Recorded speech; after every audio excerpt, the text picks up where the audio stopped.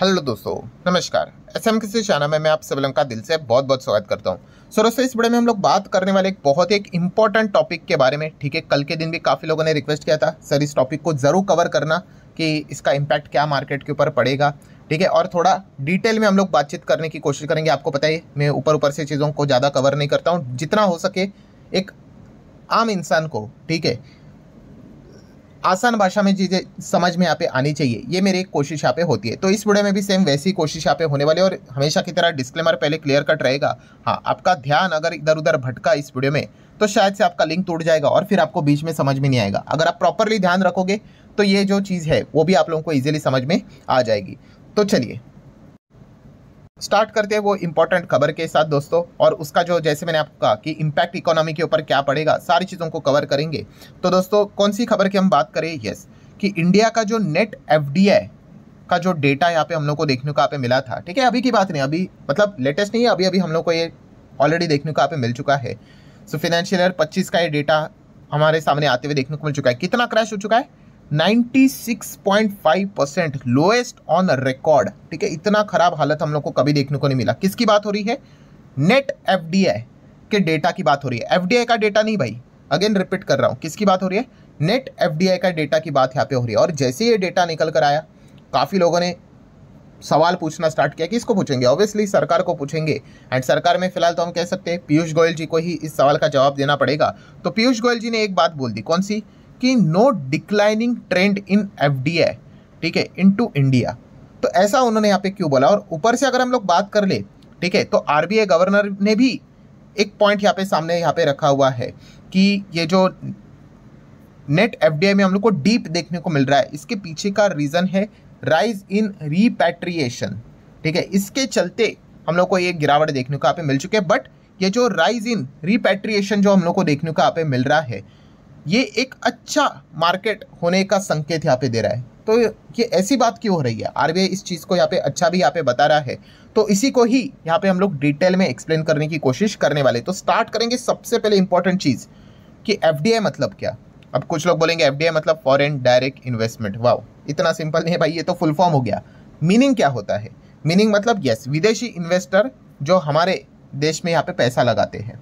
ठीक है, तो फिर एफआईएस एफपीएस और एफडीआई ये अलग अलग क्यों? तो दोस्तों ये एफआईएस एफपीएस होते हैं दोस्तों, आप ऐसा भी कह सकते हो, इनका मकसद सिर्फ शॉर्ट टर्म के लिए पैसा यहाँ पे कमाना होता है। ठीक है, मतलब 100 में निवेश करेंगे, स्टॉक अगर 200-300 हो गया तो पैसा यहाँ पे निकाल लेंगे, मतलब प्रॉफिट कमाना उनका उद्देश्य होता है। एफडीआई का उद्देश्य क्या होता है? इनका भी उद्देश्य प्रॉफिट कमाने होता है, बट वो स्ट्रेटेजिकली भी इन्वेस्ट करते हैं मार्केट में, ठीक है, पर्टिकुलर बिजनेस में, एंड बहुत लंबी अवधि तक निवेश करते हैं। इनका जो स्टेक भी होता है ना दोस्तों, बड़ा स्टेक होता है, 10-10% तक का स्टेक ये उठाते हैं। अभी इतना बड़ा स्टेक के लिए भाई प्रमोटर के साथ ही बातचीत करनी पड़ेगी।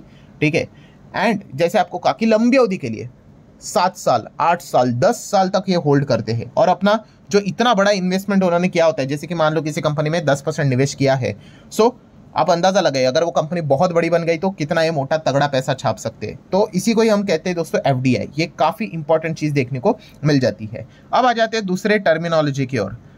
नेट एफडीआई मतलब क्या? ठीक है, इसी की तो बातचीत यहाँ पे हो रही है। तो बहुत ही सिंपल सा फॉर्मूला है, नेट एफडीआई मतलब inward FDI minus outward FDI. ठीक है, ये तो बहुत ही मतलब कोई बच्चा भी बता देगा, गेस भी कर लेगा कि नेट एफडीआई का फॉर्मूला क्या है, इनवर्ड माइनस आउटवर्ड। ऑब्वियसली सभी एफडीआई रहेंगे तो एक कॉमन चीज़ देखने को मिल रही है। अब समझ लेते हैं सबसे पहला पॉइंट कि इनवर्ड एफडीआई मतलब क्या। बहुत ही सिंपल सा गणित, सेम कि जो बड़े फॉरेन इन्वेस्टर जो हमारे इंडिया में पैसा लगाते हैं, इंडियन कंपनीज में, बिजनेसेस में, वेदर लिस्टेड और अनलिस्टेड, उसमें जो पैसा लगाते हैं उसी को हम लोग क्या बोलते हैं? इनवर्ड एफडीआई, कि पैसा यहाँ पे आ रहा है।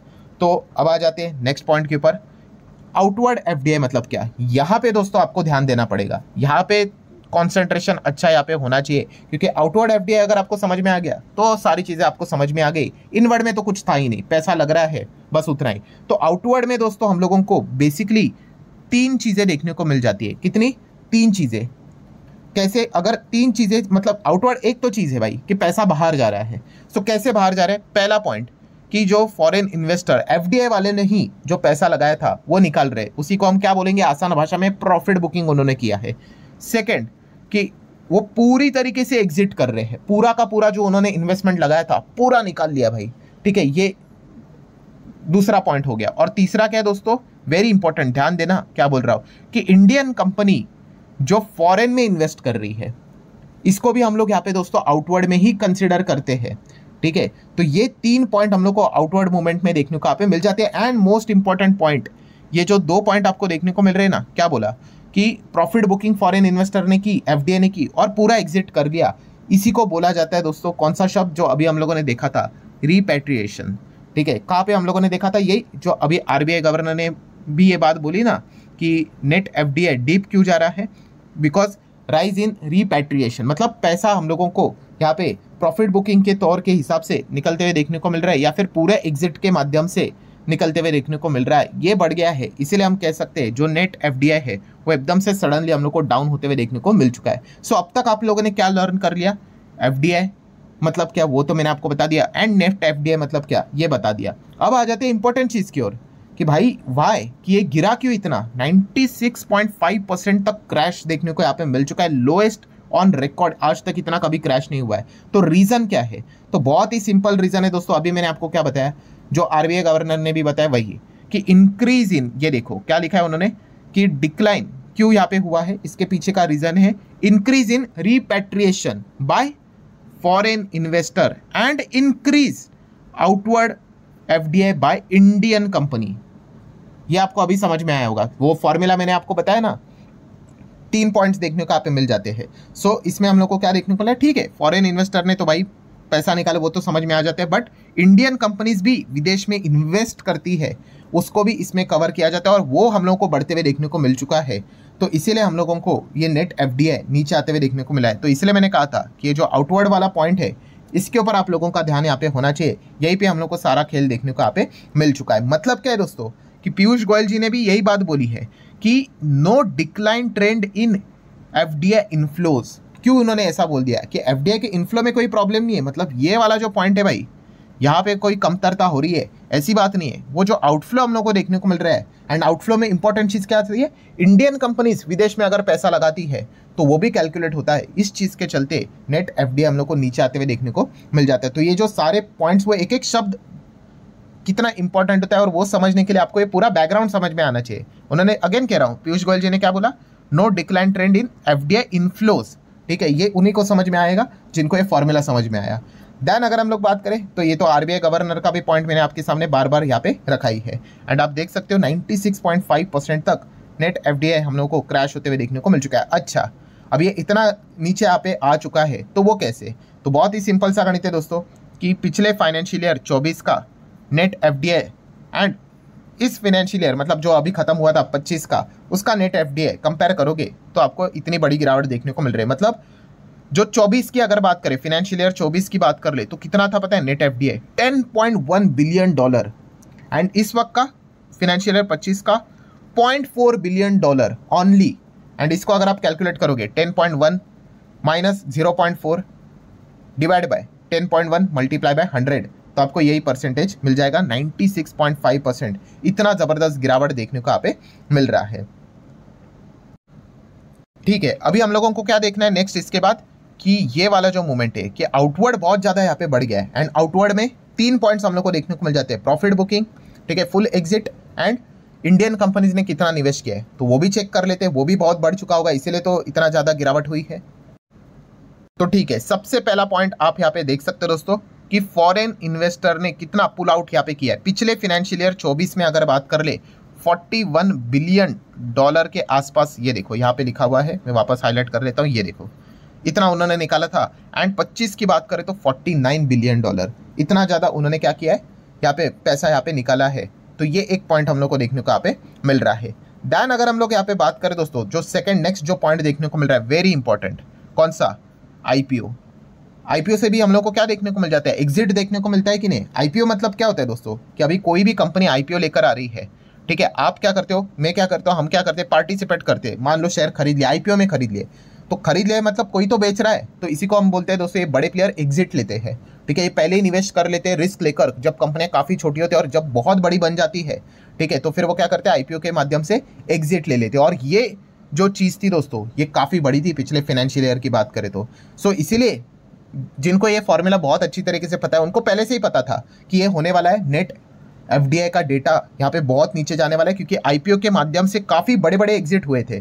कौन से कंपनीज ने एग्जिट लिए थे, मतलब इन्वेस्टर ने फॉरेन? स्विगी की अगर बात कर ले, उन्होंने एग्जिट लिया था। स्विगी के साथ साथ विशाल मेगामार्ट, उसी के साथ साथ अगर बात करें सबसे बड़ा आईपीओ हुंडई मोटर की बात कर ले, इतना बड़ा आईपीओ हम लोग को देखने को मिल रहा था। ठीक है, तो मतलब क्या है दोस्तों, ये जो फॉरेन प्लेयर्स है उन्होंने यहाँ पे क्या किया था, ये देखिए रिपैट्रिएटिंग, मतलब क्या कि जो पैसा उन्होंने लगाया था वो वापस उन्होंने यहाँ पे निकाला, प्रॉफिट हो गया ना उनको, प्रॉफिट बुकिंग हम लोग को देखने को यहाँ पे मिल गया। तो इस चीज़ के चलते वो नेट आउटफ्लो हम लोग को बढ़ते हुए देखने को मिल गया एफडीआई में, एंड इसी चीज़ के चलते वो गिरावट देखने को यहाँ पे मिल गए। एंड तीसरा फॉर्मूला कौन सा होता है दोस्तों, आउटफ्लो में ही अगर बात करें तो इंडियन कंपनी जो विदेश में एक्सपांड करे मतलब इन्वेस्ट कर रही है। तो इंडिया कंपनी आप देख सकते हो दोस्तों, पिछले फाइनेंशियल ईयर 24 की बात कर ले तो $17 बिलियन तक उन्होंने निवेश किया था, जो 25 में $29 बिलियन तक उन्होंने निवेश किया। सो ये सारे चीज़ें हम लोग को किस में देखने को मिल जाती है, आउटफ्लो में देखने को मिल जाती है। एंड इसीलिए अगर हम लोग बात कर रहे हैं दोस्तों, तो जो नेट एफडीआई का जो डेटा था वो हम लोग को ऐसा गिरते हुए देखने को यहाँ पे मिल रहा था। आई होप अभी आप लोगों को क्लियर यहाँ पे हो चुका होगा। एंड जैसे कि मैंने आपको बताया कि इसका इम्पैक्ट इंडियन इकोनॉमी के ऊपर अगर हम लोग यहाँ पे बात कर ले तो क्या बहुत बड़ा नेगेटिव यहाँ पे पड़ता है, तो इतना नहीं। ठीक है, देखिए जो चीज़ें पहले से हम लोग को पता होती है ना, तो इससे मार्केट इतना ज़्यादा शॉक में नहीं आता है। ठीक है, मार्केट को पहले से ही पता था, जैसे मैंने आपको बताया कि इतना बड़ा आईपीओ से एग्जिट जब भी लिया जाती है, जब सबसे ज़्यादा आईपीओ का एग्जिट होता है ना दोस्तों, तब पता चल जाता है कि भाई जो नेट एफडीआई का डेटा निकल कर आने वाला है भाई, पिटने वाला है। ठीक है, तो ये पॉइंट हम लोग को समझ में यहाँ पे आ जाते हैं। इसीलिए आप देख सकते हो कि बाजार ने भी जब भी इस प्रकार का डेटा निकल कर आया था, इतना कोई बहुत ज़्यादा ब्रूटल रिएक्शन यहाँ पे नहीं दिखाया था। एंड यही चीज़ आरबीआई गवर्नर ने भी इनडायरेक्टली कहने की कोशिश की थी, एंड इसीलिए वो उन्होंने बताया, क्या बोला उन्होंने, rise in repatriation reflect market maturity. मतलब क्या है कि वो ये बता रहे कि भाई जो ये पैसा निकल रहे, ठीक है आपको ऐसा लगा रहा है निकल रहे, मतलब ये मत समझना कि भाई इकोनॉमी पुअर है कि कोई गड़बड़ हो रही है करके, नहीं, ये साइन दिखा रहा है कि भाई जो पैसा लगा रहा है उनका पैसा बन रहा है। ठीक है, एक मैच्योर मार्केट का ये एक साइन हम लोग को देखने को मिल जाता है। ठीक है, मतलब क्या है कि उन्होंने पैसा लगाया, प्रॉफिट उन्होंने निकाला, तो उनकी अर्निंग यहाँ पे होते हुए देखने को यहाँ पे मिल रही है। हाँ, अगर उनको अगर ऐसा लगता कि भाई बहुत ज़्यादा गड़बड़ यहाँ पे हो रही है, तो इनफ्लो ही हम लोग को डीप जाते हुए देखने को मिल सकते थे। तो ऐसी चीज़ें हम लोग को देखने को नहीं मिल रही है। आउटफ्लो के चलते यहाँ पे प्रॉफिट बुकिंग ज़्यादा होते हुए देखने को मिली है, तो इसीलिए ये पॉइंट्स देखने को यहाँ पे मिल रहे हैं। तो इससे आपको कोई ज़्यादा टेंशन लेने की जरूरत है नहीं। ठीक है, थोड़ा सा कॉम्प्लेक्स टॉपिक था यहाँ पे, बट जितना हो सके 10-15 मिनट में आसान भाषा में मेरे साइड से मैंने एफर्ट्स करके आपको समझाने की कोशिश की है। वीडियो हेल्पफुल लगा होगा, आप चाहो तो लाइक एंड शेयर कर सकते हैं, एंड अपना फीडबैक जरूर दे सकते हो कमेंट सेक्शन में। जेन्युइनली आपको समझ में आया है कि नहीं, सिर्फ यस और नो के हिसाब से आप बता सकते हो। तो चलिए दोस्तों, मिलते हैं अगले वीडियो में, तब तक के लिए तो बाय बाय।